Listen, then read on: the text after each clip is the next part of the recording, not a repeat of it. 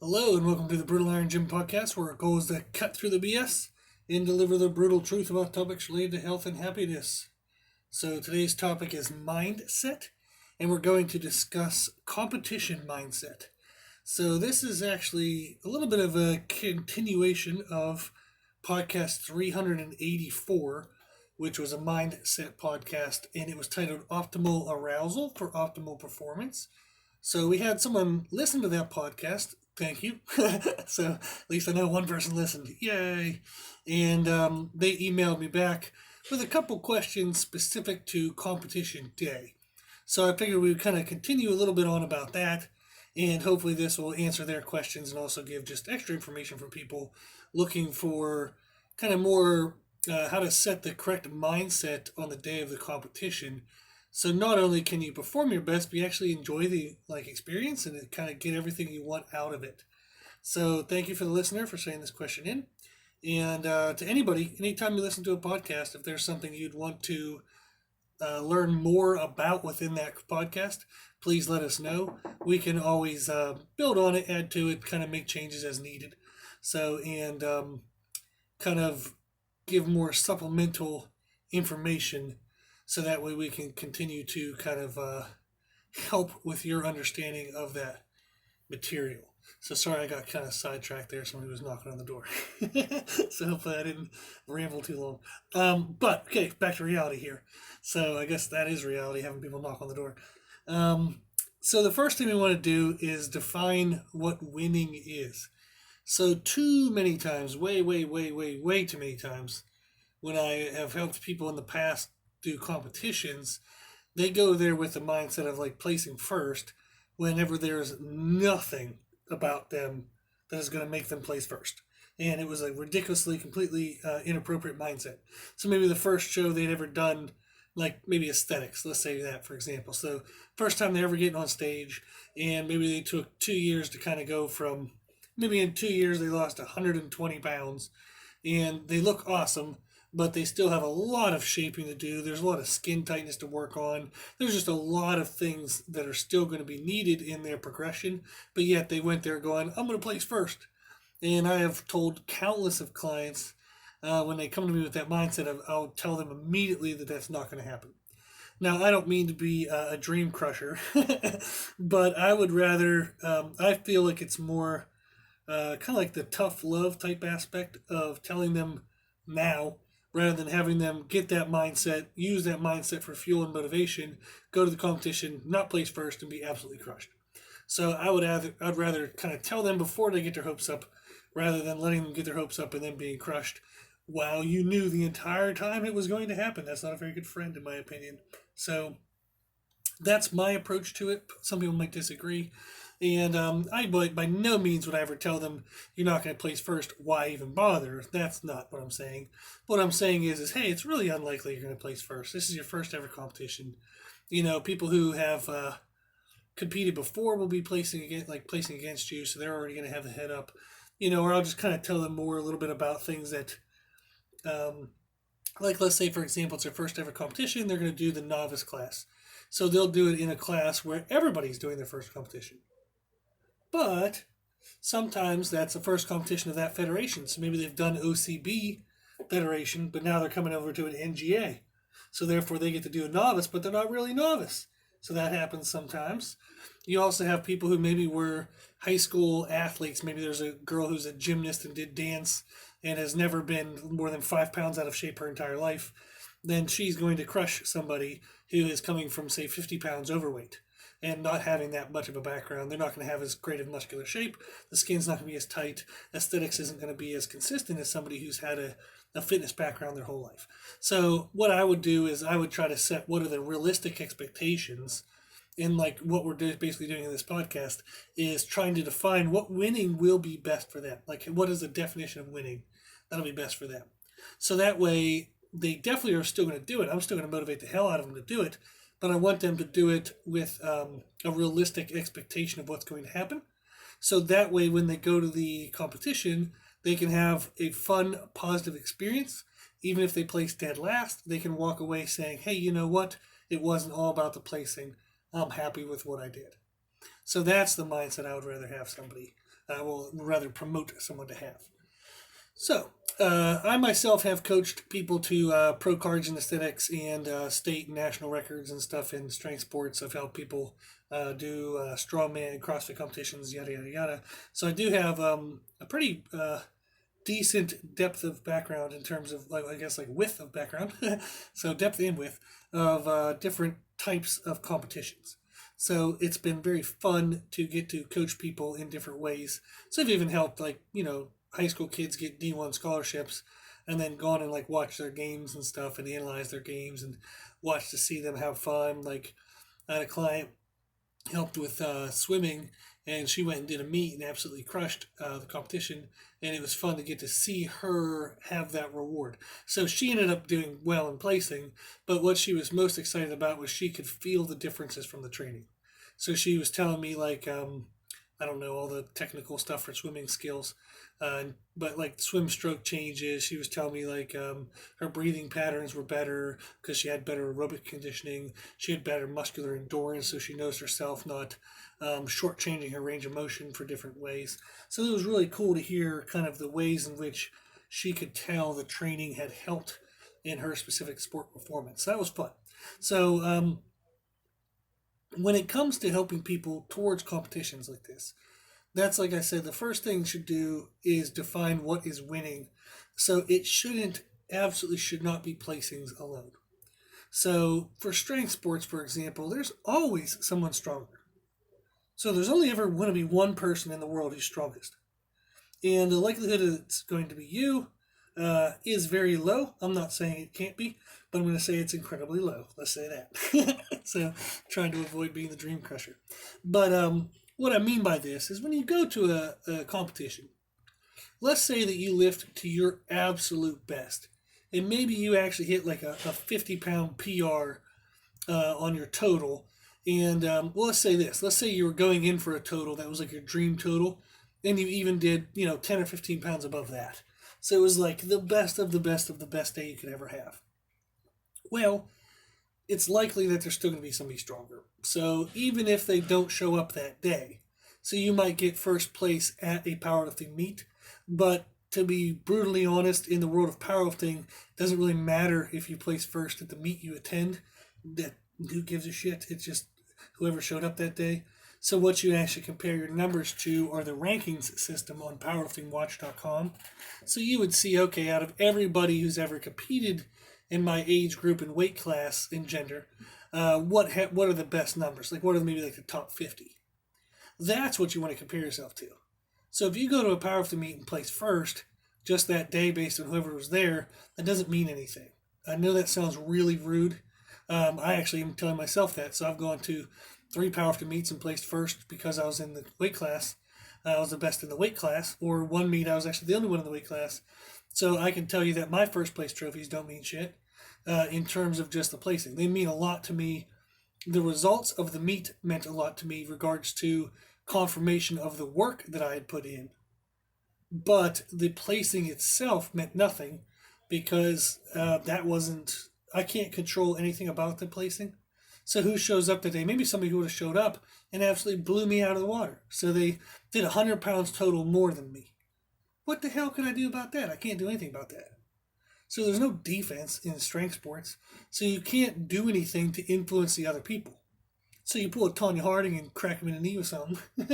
So if anybody ever gets that reference anymore. But there's stuff like that, but that's highly inappropriate. So there really is no way that you can influence other people. So if you're going to a meet, it really should not be anything about other people that defines your definition of winning. And aesthetics are the exact same way. You can only control you. So you can't control anybody that shows up. So I've taken athletes to meets that looked amazing. They looked great for their physique, the best they'd ever looked. But they showed up and maybe it was like a male bodybuilding competition and a dude came in with like a 28-inch waist and 20-inch arms. Good freaking luck. You ain't going to beat that. So some people just have genetics out the wazoo for aesthetics. So they're going to just look freaking amazing. And it has to do with the length of bones, the length of muscle bellies, a whole bunch of stuff that you absolutely cannot influence. Then the same thing is true of strength. So I know somebody, the first time they ever did a deadlift, they picked up 500 pounds at 16 years old. It's bullshit. So it took me forever to get to 500 pounds. And they progressed well from there. They got up to, I think they had like 200 or, yeah, 200, 250-ish to the total on top of that. So they got to like a 700 some pound deadlift, which sounds good, and it is good. And I don't mean to take anything away from them, but they only went from, say, like 500 up to 700. Now, the difference of, say, 500 to 700 versus 300 to 500 is enormous. It gets much harder to get stronger as you get stronger, okay? So I'm not saying this as a direct comparison, but if you take somebody who started and maybe their first ever deadlift at 16 was 225, and they got up to, like, say, a 650 or 700, and the other person started at 500 and got to a 750. The person, like, who started at 225 took a longer journey. So, is it arguable that they put in more work than the person who did 500 to 750? Yes, maybe no. Maybe that person that did 500 to 750, maybe they had 10 injuries along the way. Maybe they had to work a bunch of side jobs. They had a bunch of, family drama. Maybe other stuff happened. Maybe they had moving in the middle of that. You have no freaking clue what the person's story is. So one person's journey doesn't really compare to another's. We're all individuals. So somebody might have only moved up, say, 100 pounds in a lift, but you have no clue how hard they had to work for that 100 pounds.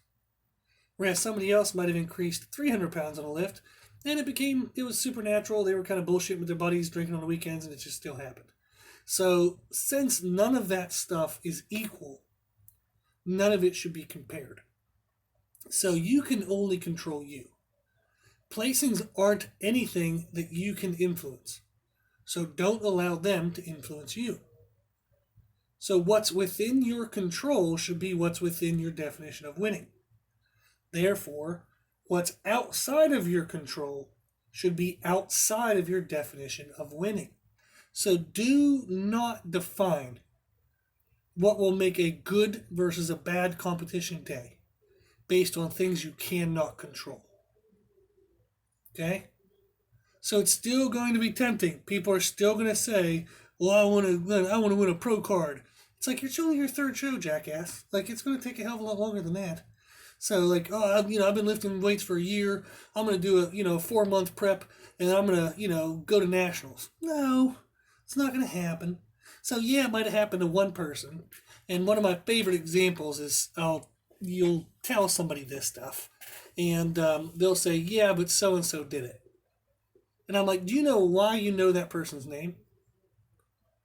Why do you think you can tell me what that person's name is? Because it was so damn rare that we know the person's name. If everybody did it, you'd have no name because it'd just be a commonly accepted thing. So if you say, oh yeah, well, Phil Heath got his pro card in 1 year. Yeah, but it's Phil bleeping Heath. Okay? So the fact that you have a name to explain it means that it's so damn rare that that person's famous for that thing. Does that make sense? So if your argument is so-and-so did it, the fact that you're trying to make that as an argument is disproving your argument. Okay? So I don't mean to harp on this too long, but overwhelmingly, I'll tell people everything I just said. That only what's within your control should be within your definition of winning. They'll say, yeah, I agree. They'll go through their prep, they go to the competition, they don't place first, and they seem disappointed. Damn it, anyhow, I already told you that was going to happen. So get that out of your mind. Don't have placings be something that defines your winning. A placing can be something that adds to your day. So maybe you will go there, and maybe you will place first. That's freaking badass. Congratulations. That's icing on the cake. But don't make that the cake. Okay? Placings should not be the cake. Okay? So that's what we want to think of. So if we want to say to ourselves is, I like the idea of placings because I want to see where I compare to others. That's really freaking hard because there's so many things that are independent. So like we said, is okay, if I'm in the age group of, I don't know, just make up numbers, say 36 to 40. Okay, you're in that age group. maybe this is like powerlifting, for example. So 36 to 40, you weigh 181, you're a male, okay? And you say, I want to see how I compare to other guys at 36 to 40 in 181 weight class. Okay, fine, you can do that. But you still don't know the story of each person. Maybe one person works, 60 hours a week, the other person works 20 hours a week. Maybe the one person has to drive an hour to the day of the gym, so they only get to train 3 hours a week, 3 days a week. The other person lives 5 minutes from the gym, so they train 6 days a week. There are so many variables. Like one person has an eating disorder, one person doesn't. One person was previously fat and has really strong joints, but then they lost weight to 181, so now they're a freaking powerhouse because their connective tissue is super duper strong. The other person's been skinny their entire life, had to eat their ass off to get to 181, but they have thin person bones, thin person genetics, thin person ligaments and tendons and stuff. So they might be wiry strong, but they're going to be a different type of strength than somebody who was overweight and dotted down. So there are so many variables, even within something that seems so narrowed as 36 to 40, 181. Okay? So that's why, even if you want to look at comparison to others, it's not really. I know what you mean. You don't want to go to a show and embarrass the shit out of yourself. True, okay. But just because you place last doesn't mean you're an embarrassment. In no way whatsoever. Okay? Now I'm about to say something maybe a little bit mean. Surprise, surprise, because I do that all the time. But this one I actually would feel kind of bad about. But the people who have the desire to compete, okay, they have the dream of competing, but they're so afraid to place last, or they're so afraid to get laughed off the stage or laughed off the platform that they never compete. That is failure. If you actually step on stage, if you actually step on the platform, if you actually show up on competition day, you have already officially won. The world is full of shoulda, woulda, couldas. Okay, people that talk a lot but don't actually follow through. So if you are someone who can say it, do it, show up, and put up, then you're already victorious. And you should already be proud of yourself. Now, if you're someone who hasn't yet competed, and you felt slightly offended by my way of describing this, I'm kind of okay with that. Take that offense, use it as motivation to accomplish your dream. It's a dream for a reason. You can do it. Okay? Whatever you think is in your way, there's a way around it. There are millions and billions of people on this planet. Okay? There are ways around obstacles. So I've helped people compete that, I helped a guy compete. He was working 2 jobs, had 6 kids. And he competed 3 times. Okay? So I've helped women compete with PCOS, like polycystic ovary syndrome, syndrome that affects metabolism and that affects like weight gain. I've helped people get on stage and do well in aesthetic shows with that on. Okay, with that condition. So you might have a situation that means you're going to have to work harder than everyone else. That's life. It absolutely sucks. I know, but that's life. We all have something. Everybody has something that they could use as a crutch. Some people choose not to use it. Be one of those people. If you feel like your crutch cannot be overcome, your obstacle cannot be overcome, email me, brutalirongym@gmail.com. I will tell you the name of somebody who's already overcome it, and I will tell you how they did it. Okay? If I don't have a name, if I can't tell you somebody who's already done it, then we'll make you the first person. We'll make you the person that can motivate everyone else from here on out. So email me, brutalirongym@gmail.com.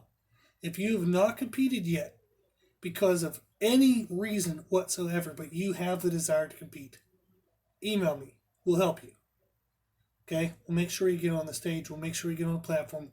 We'll make sure you compete. We'll find you a way. Okay? Cool. So, we want to look past placings when we define what winning is for us. And what you really want to define winning as is progress. So if it's your first ever show, the fact you freaking did it, victorious. Okay, congratulations. If it's your second show, are you better than the first? Okay, if it's aesthetics, can you pick out things that you have a better look? Are you leaner than you were the previous time? Do you have more muscle separations, maybe even more muscle mass? Do you have better shape? Maybe your posing was better. Maybe your presentation was better. Maybe you got better hair, makeup, nails. Maybe like everything. Like there's so many elements that can be improved. Even just your mindset during a diet.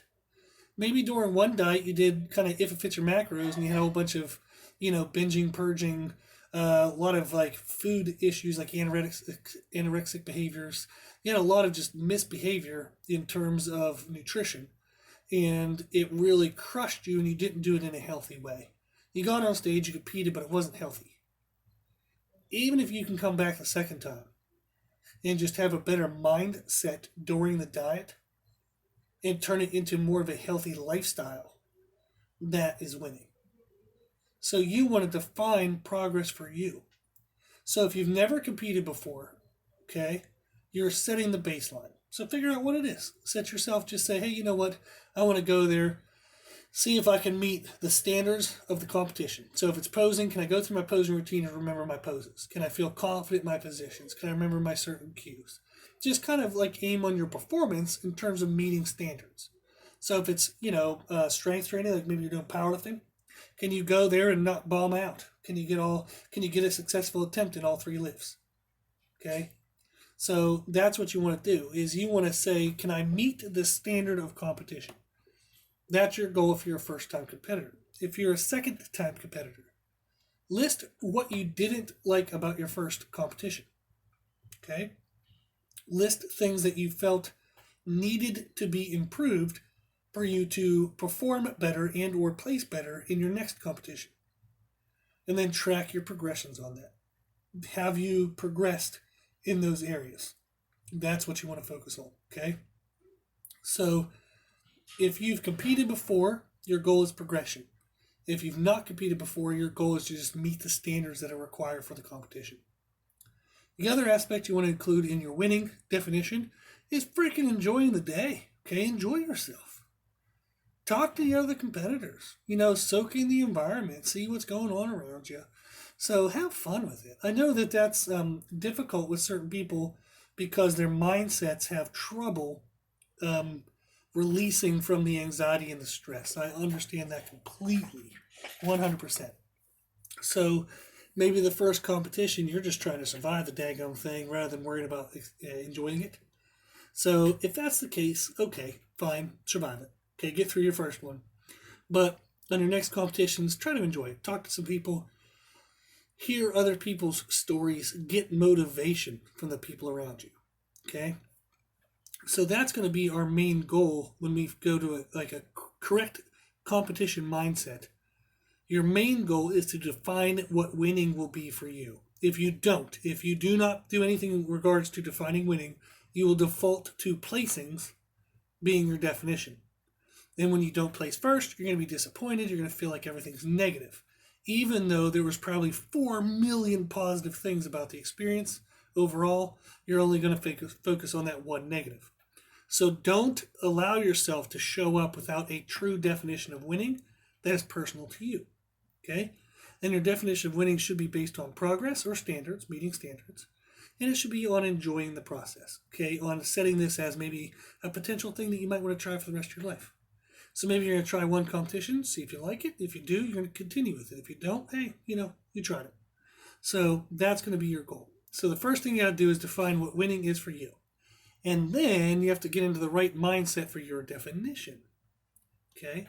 The correct mindset on the day of competition is different per person. So I've helped people get, like I said, like pro cards and aesthetics. And one example of a person I helped, they were pretty serious. Kind of like an even calm all day. So there was some light jokes, light conversation, but there was absolutely nothing of real depth was discussed. Everything was surface level. And they only talked to myself and one or two kind of people that came with them. And that was kind of their best mindset. So they kind of just wanted to stay very calm, very low key, very very in the middle. And what they liked about that was their posing was the same. So when they posed, they had to smile, but they didn't really have a bouncy, fun, playful posing routine. Everything was well structured, everything was well choreographed, to where it was a nice, slow, steady routine. So it was hit this pose. 1, 2. Smooth transition. Set the feet. Hit the pose. 1, 2. Smooth transition. Set the feet. Hit the pose. 1, 2. So that was the pacing of their posing was very nice and calm. It was confident, but it was calm. And what we found, and this is true of them over a couple competitions, was they did best whenever their mindset matched their posing. So if their posing was bubbly and fun, we had to get them into a little bit of a bubbly, fun personality. Okay, so like I had another person that helped, and they were a freaking jokester the whole time. It was pain in the ass actually trying to keep them on schedule. So, so I was stressing out for them basically. So they'd be talking to this person and that person. I'm like, what the hell? Like, hurry up, come here. So, but yeah, so they were super fun. They were excited. They were joking around, playful, had a really fun time, really enjoyed the day and enjoyed the people. And what do you know? Their posing style had to be very fun. So they had very playful posing, really sassy kind of posing. So it was good that they already had that mindset before they walked out on stage. So that was part of what helped them perform well. And they could rely on me as the coach to kind of take care of all the scheduling and all the serious bullshit so that they didn't want to deal with. So we had other athletes, for example, like in strength sports, setting like records and whatnot. Again, if some of them needed like an even calmness throughout the day. If they were too excited, they would forget their cues or they get all fired up and lose control of their emotions. So like if they didn't get a squat to count, like as soon as they saw red lights, they'd be like, "What the hell?" And I'm like, "Shut up, get off this, like get out of the area. Don't talk to the judges. I'll take care of it. Stop being a jackass." So if they let themselves get too emotional, they would forget their cues. They would also just kind of act like a butthead. So it was better for them to stay really calm and let me deal with talking to the judges and kind of dealing with the ups and downs of the emotions that might have been needed. So, at another athlete, they were again that same kind of playful, fun type, but right before the lift, about like when they were about 3 out, we had to start cranking up everything. So we got real quiet. I'd tell them 1 or 2 cues I might want them to focus on. Then when they were the person right before them was lifting, it benefited them for me to talk some shit. So that is not my norm, but competition day isn't about me. If I'm the coach, it's about the athlete. So they did well whenever I would tell them, this isn't the time to be a big freaking baby. Put your shit together. Let's go. Da da da da. And probably more aggressive language, and definitely more aggressive than what I want to share on this podcast. But that's what they needed. So they were fun and jokester because it got to bring them down. Okay, their adrenaline got to come down. They got to kind of enjoy themselves. Then 3 out from the lift, we got real quiet. 1 person before the lift, we got really aggressive. So they walked out there like they were about ready to murder somebody. And that's what they needed to be their strongest. So they never really had much technical issue. So they were just raw strong, and their technique was usually pretty rock solid. So it was important for them to get their intensity just super hyped. So that way they kind of just didn't feel their body and they absolutely crushed the weights. So it really has turned out to be fun for my experience in that everyone I coach, there are commonalities, but then there's also individual differences. And that's what's so much fun, is finding those individual differences. So